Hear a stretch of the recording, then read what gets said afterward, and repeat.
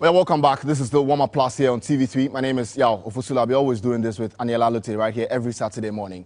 But before we get on with the show, let's just watch this.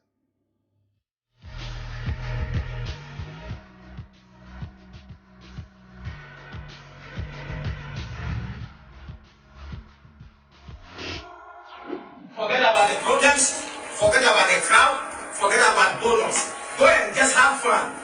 Make yourself proud and make Ghana proud. Let's go.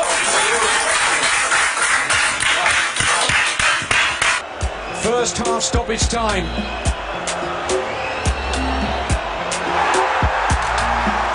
Ghana are in control again.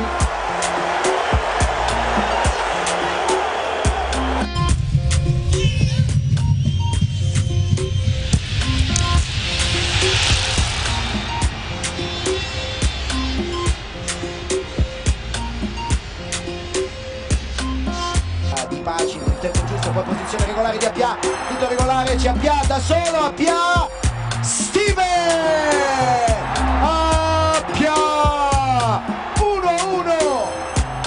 E questa è esagerata, insomma, la linea difensiva del Lecce in questa azione è una linea difensiva.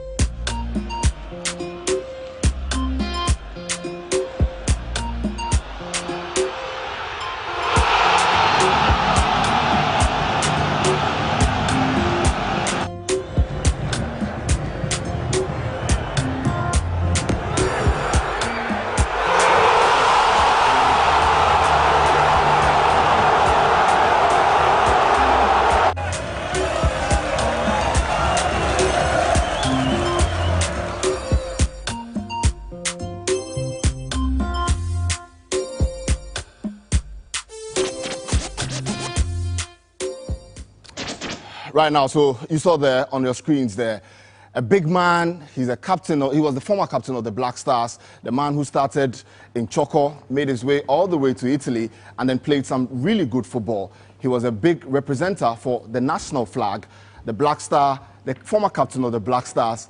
Our man this morning is Stephen.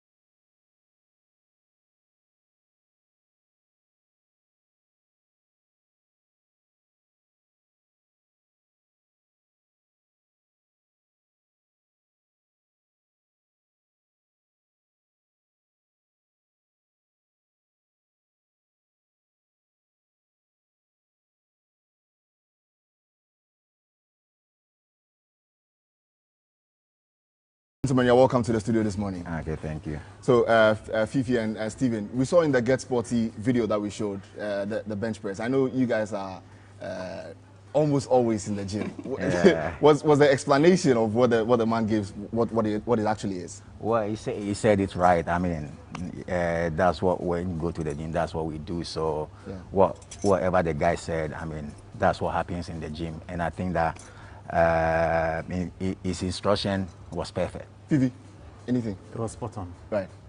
Anila. I mean, definitely. Now, Stephen, I'm so excited that you're on the show today because I follow you a whole lot on social media, and currently you have quite a Twitter presence. I would say that you are even a sensation because the number of videos that come up each time you post is very crazy. There's even this particular video. They keep on calling. They keep on calling. I even have to switch out of the phone off, and we actually have that video on right now.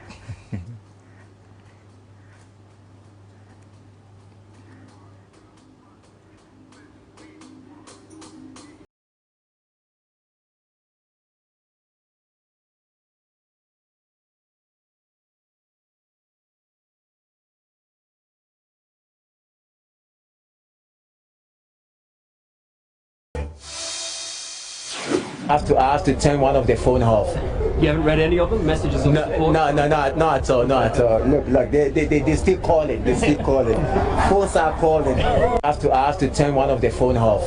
You haven't read any of them? Messages of support? No, not at all, not at all. Look, they still calling, they still calling. Phones are calling.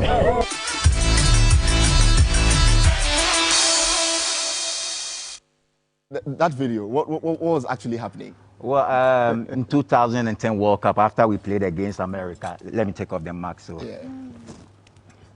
after we played against America, so I mean, we won the game. I was so excited. I was happy. So, when I came out, there were a lot of journalists, and the Italian press was there. So they were calling me, and other pressmen want to talk to me. So through the excitement, and when I got there, I was a bit excited. So I said what I said. But you were there in 2010. Let's just talk a bit about it and Stephen's influence on that World Cup.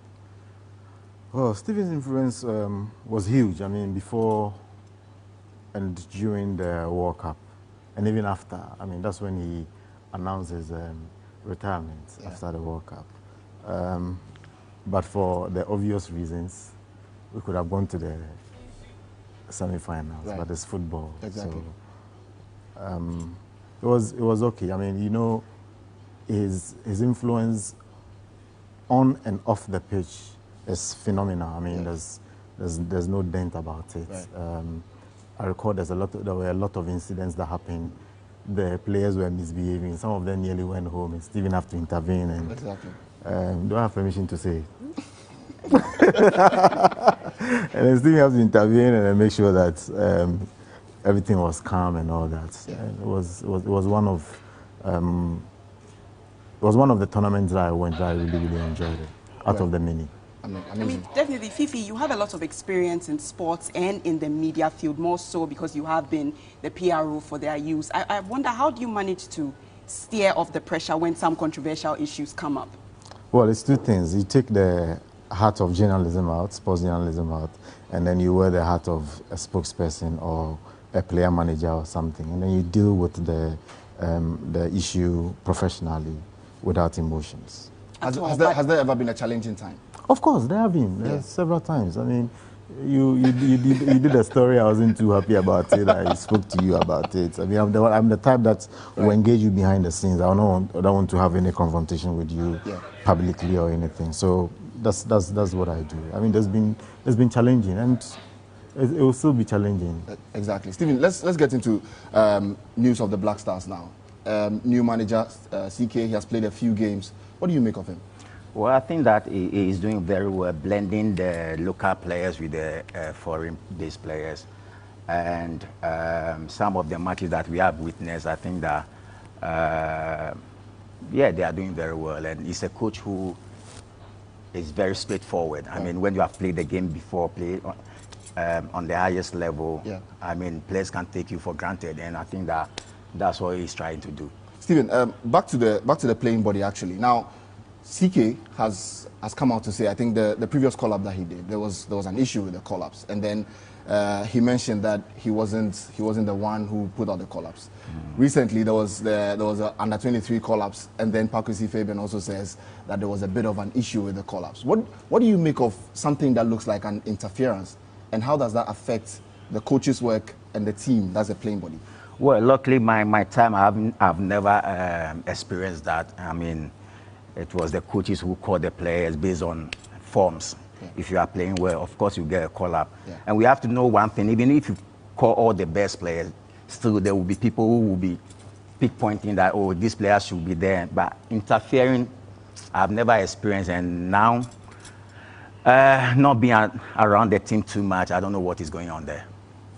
Fifi, what's your satisfaction like with the call-ups currently? You know, on the media platform, there's a lot of people saying that there are certain players they feel should have been in there that are not in there. But do you think that we should just put that behind us and pull the support that CK is asking for to support the team? I don't think that we can rule controversy out of the Black Stars or any national team's call-up. All of us, I mean, you have a preference. Definitely. Kawawa has a preference. I do. Stephen does. All of we have. But when the coach comes out with the 23-man squad, we can discuss it to a certain length, and then it ends there. But to go on when even there's a game, and then there's a tournament, and then we said, oh, we should have invited this player don't forget that the coach has a limited number of players he can invite. 30-man squad, sometimes 23 for tournaments. And that's it, it ends there. In any case, the deed is already Whether done. you like it or not, it will never, call up to the national team will never be fair. It will never be fair. You think that, oh, this player should be called, this player should be called, but it's the coach that decides. If he decides to call A, B, C, D, that's it, it ends there. There's nothing we can do. Let's still stay with the Black Stars. Now, after qualifying for AFCON next year, is the team looking good? Oh yeah, I think the team is looking good. I mean, you could tell from but for what happened in Sudan, we could have sailed through swiftly without any hitch or anything. Yeah. But I think that it's part of football. Yeah. You can't win every game. Right. You have to lose some to learn something from it. So it's a wake-up call for them. They shouldn't feel too comfortable. Cameroon is just around the corner. Right. Just about 6 months. About 6 months. Yeah. We're going to Cameroon. Over the years, I mean, I have had opportunity of cover the national team for a very long time. It's a preparation that's is a problem, but I think that this time... Also, the 30-man list is on the screen at the moment, from goalkeepers all the way to attackers. So, Fifi, you can continue. I think this time around, with this is going to be Kurt's first Nations Cup. So, yes. And you know Kurt, he likes to do it for people to say that, yes, he's the one who did it. So, we'll see how it goes. Well, Stephen, same question to you as well. AFCON 2022, how's it looking like for you from where you sit? Well, when it comes to tournament, I think that is difficult for every country, because all the countries that qualify who are coming to participate in that tournament, they are good, that's why they qualify. And then for the past 12 years, it's not like Ghana is going to play against Niger, so definitely Ghana is going to win. These days, every country, they are doing well. We all saw what happened in 2019 in Egypt. In Egypt, yes. A country like Madagascar, look the way they played. Yeah. And we have countries like Cameroon, you have Mali, Senegal, and the rest. They are doing so well. So I think that when it comes to tournament, a good preparation and a good performance. Do you think the local players who have been called up by CK would have a huge say in what could happen in Cameroon? I think so, because I mean, let me say, this season, the league is looking interesting. Right. Today, when you look at the table, I mean, I think Kotoko is 44, yeah. Accra is 40, yeah. Mediama 40, Great Olympics 40. That means that it's very competitive. Yeah. So I think any single player that the coach is going to call, I think the league table is on our screen at the moment. As you can see on your screen, Asante Kotoko actually on 44 points, and from the first position to the fourth position, just about 4 points that separates. Yeah, well, I'm trying to say, I mean, years back, it will be maybe 12 points difference and all that, but you can see that this time it's not like that. And then all the players, all the team, anything that you go to, they have 3 or 4 players who are outstanding. Right. And at the point, we were not saying that. So that means that they are doing very, very well. And I mean, our league is going well. Who has impressed you the most? Do you have a list of players who have impressed you in the Ghana Premier League? Gladson Awaku. Gladson, of course. I'm coming to call names. Let me leave it. All the players, they are doing well. They are doing well. Yeah, they are doing well. I mean, Fifi, Stephen did say a lot about seeing more quality of players, and that speaks to consistency and future building.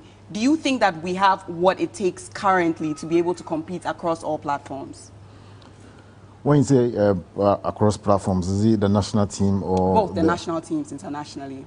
Big competitions, considering our talent. I am impressed, for one thing, for the juvenile football. Right. I'm a big fan of juvenile football. And then I think that one thing that we should do to keep the ages right. Keep the ages right. So when they will develop properly, and we will not rush them to the national team. Sometimes you might take 1 or 2 for observations. If you recall, in 2006, Sven Goran Eriksson took Tearful to the World Cup just for observation. Yeah. And Tearful, people would say all sort of things at it, but he just went for observation. We take 23-man squad to the tournament. How many do we use? At most 18. Sometimes even 15. Right. And the rest are on the bench. So if we have, let's say, a quota, I mean, this quota system has been discussed thoroughly on Twitter and all that, but I think that we should have a representative of the local league in there. It will motivate them to work hard to get there. So, Fifi Take is there, player X is there, so this time I'm going to work very hard to make sure I'm there. And if you go there, don't just go and sit down there and think that, I'm just going to add up to the numbers. No, fight for your position, fight for it. You never know. You do never know what's happening. But Fifi, still on the Ghana Premier League, we're looking at Legon Cities and how they are faring. This afternoon, they are going to be taking on Wafa. Now, Legon Cities are 15th in the league. Wafa have managed to be 8th. Do you think that following their game with Liberty, when they were able to pull on a 2-1 victory, the same thing is going to happen when they face Wafa? This current league, a previous performance cannot be a yardstick. Determination for it can never be a yardstick. I mean, who knows that the Olympics are going to beat Wafa? In 6 years. I knew you'd talk about that. In 6 years, I mean, and that's what a Wonder Club stands for. Exactly. We make wonders. I'm a proud Accra Great Olympics fan.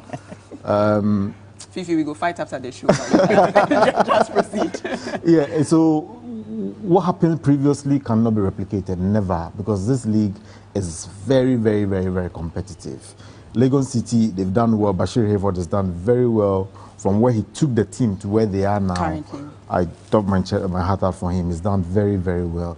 But Wafa losing at home to Accra Great Olympics. It's a blow to them. It's quite a blow. It's a big blow to them. I hope that they put themselves together for the Legon City game. Legon City also is. They move from the relegation battle. They go up a bit. It's been swinging. There, so yes. Their position is on the league log is not that too good. So they also fight for it, and that's what makes the team, the game very competitive. I think spectating too has been good. I mean, in the previous time, there are games that you could easily predict. Yeah.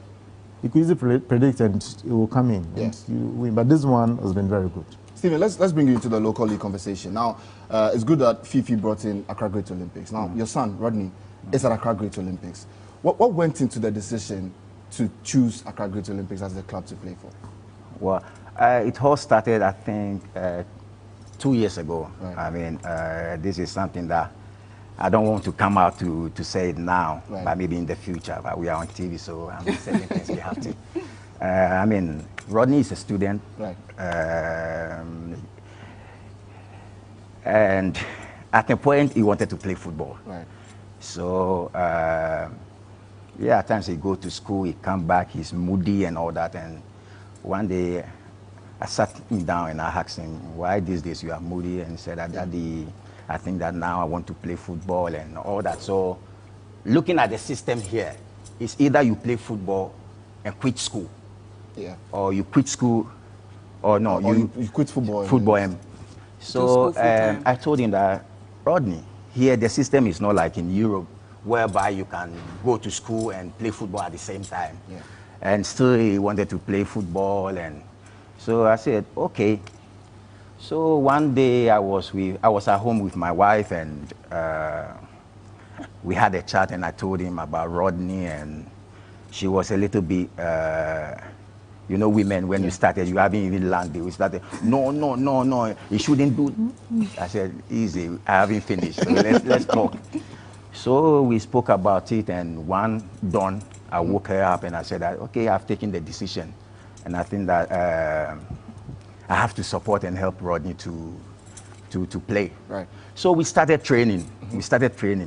And during the lockdown, right. somewhere last year, February. Yeah. I mean, I was pushing the guy. I quite remember at a point we were training, we woke up like 3 o'clock. AM. That's early. Yes. But he thinks that today he's enjoying. It was easy for me. It wasn't. Right. So he should go through. So I started training him. We started at Magdan Park at La with a coach called Coach Kabu. Yeah. So the two of us, and at times I have to try to follow him. Right. It was very, very difficult. At times I train with him and I'm so scared that maybe I will get heart attack or something. Yeah. Because I have to push him. Right. So pushing him, you have to set an example that you are ready for the task. So we were training, and one day I woke him up like 4 o'clock, and the way he turned and looked at me and said, Daddy.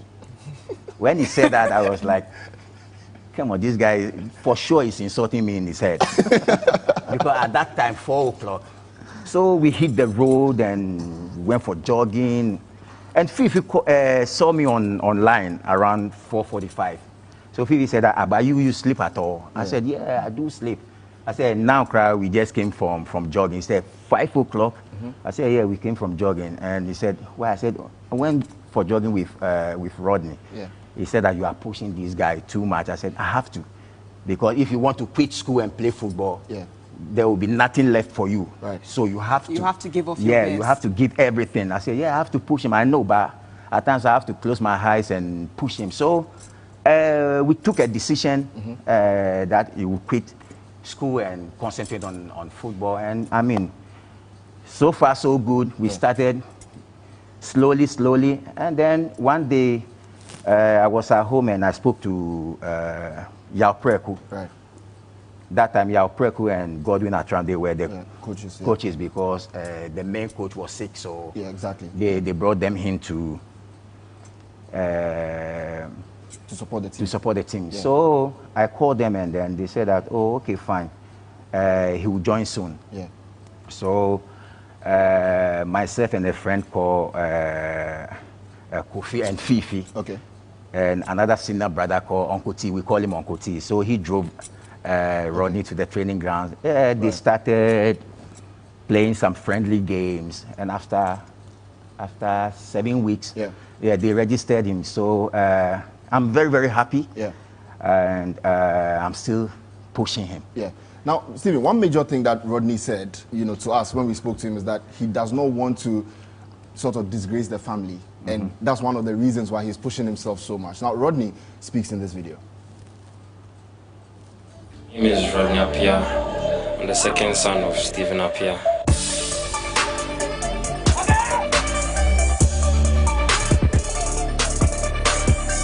I grew up playing football my whole life. Basically, I was born in Italy. I started my football career over there at Juventus Academy.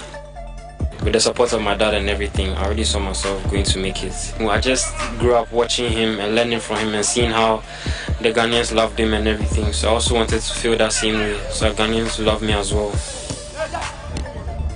I felt like I had no choice than to play football. But after I was like, nah, I'm good at it. So I might as well just do it because I'm like very good. The beginning was very hard. But right now I've improved a lot, and now the coaches and staff and everybody, the players are all liking me.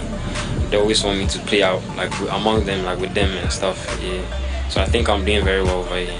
Yeah, I need to work extremely hard because I'm playing with older people who are more experienced than me and stronger than me and everything. So I just need to work very, very hard. Obviously, I'll try my best to do way better than him, play well on the field so that I don't destroy our name or anything like that. Just keeps telling me to have fun on the pitch. Like, I'll just be myself. I shouldn't try and be like him or anything. I'll just be myself and work hard and pray a lot. Now, I like it when there's pressure on me. I won't panic or anything. I'll just play what I can. I'll just do what I can do.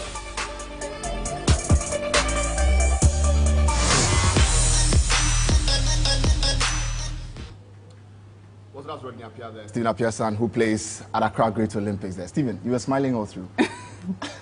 He said he wants to be better than me. Right. He's actually tearing. But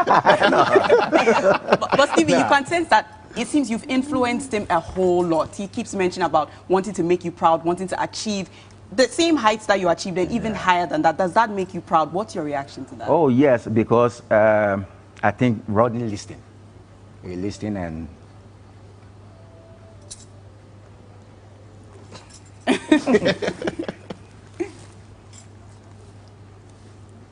So you spoke to him?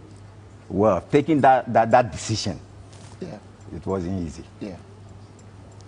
And when you become a father, you know how it means. And when he said he wants to be better than me, I was happy. Because there is no way I want to be better than my children. Never. I've done mine, and he is coming. So the mindset of being better than me, I think is fantastic. But I always tell him, You are Rodney Appiah, I'm Stephen Appiah. I came to this world with a different thing, with different spirit. Yeah. So you just follow your spirit. Don't be like me. Play. And play better than me. So the other day we were at home eating, and then I started to crack joke on the dining table. I said, look at you. You want to be better than me. Have you played World Cup before? Did you qualify Ghana to World Cup before? And then we laugh at it. So I think I'm happy to see my son, although he hasn't started playing, but 4 times he has been on the bench. And I must say I envy Abedi Pele, because I know the joy that the man has when he's watching football. Even though when I see my son just going to warm up, the joy. So we still push him, we still trying to psych him up, we still trying to tell him that, listen, this job, if you make it, there's no magic.